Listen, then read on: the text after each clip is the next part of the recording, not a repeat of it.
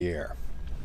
Well, joining us now to talk more about the crisis we're in and the ways we can stop it is Dr. Listy Thomas, an emergency medicine specialist from Hartford HealthCare, St. Vincent's Medical Center. So, Doctor, thanks so much for taking the time with us tonight.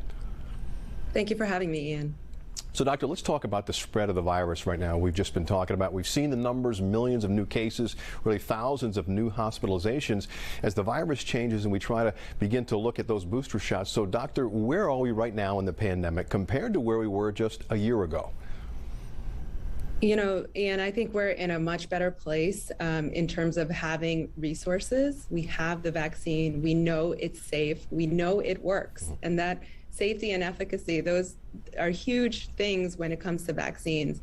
And we know how to take care of ourselves through the pandemic so that we don't get sick, right? Don't get exposed. And so I think we're in a better place in terms of how we manage the pandemic, even though our numbers are rising and even though it isn't over yet, we're doing pretty good. That's a good point. So, Doctor, what are we seeing here in our area, like in the Northeast, compared to other parts of the country, like the South?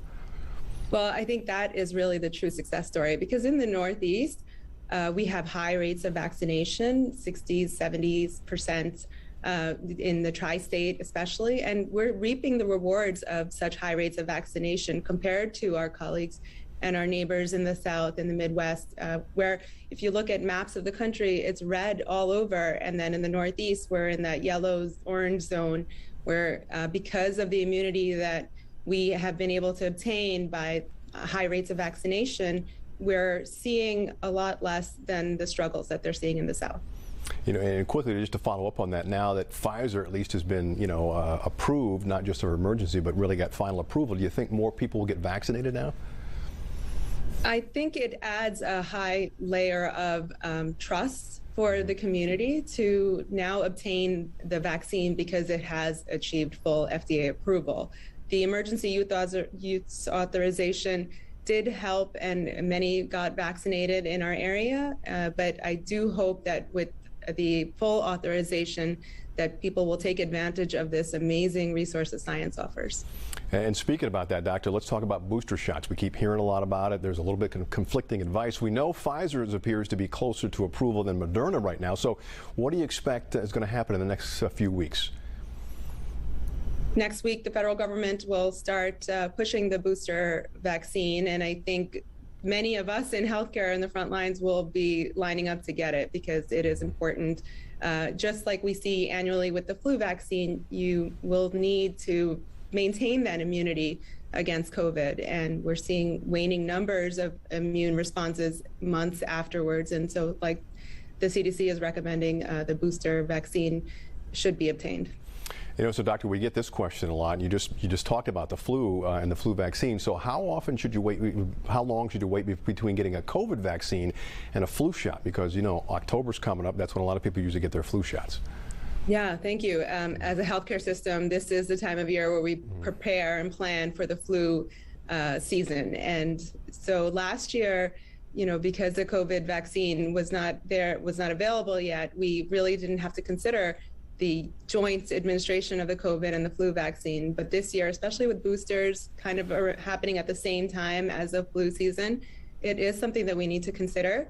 And there have been a fair number of trials that have come out on the safety and the persistent efficacy of co-administration, of using both vaccines at the same time. So it is safe according to the data that's available so far. More studies need to be done on a large scale. So when people start getting their flu vaccine, it is safe to also get the COVID vaccine according to the data that we have so far. All right, that's good news, Doctor. Thanks. So now let's talk about ways to stay safe in the workplace. Some people have come back to work. We know New York is taking new action that we talked about that could require workplaces to lay out some new safety plans. But what if your workplace isn't one of those? What can our viewers do on their own, really, to stay safe when they head back to work? Yeah, thank you. That's a good question. And really the key to maintaining safety and keeping our COVID numbers low as we go back to work, as we go back to school.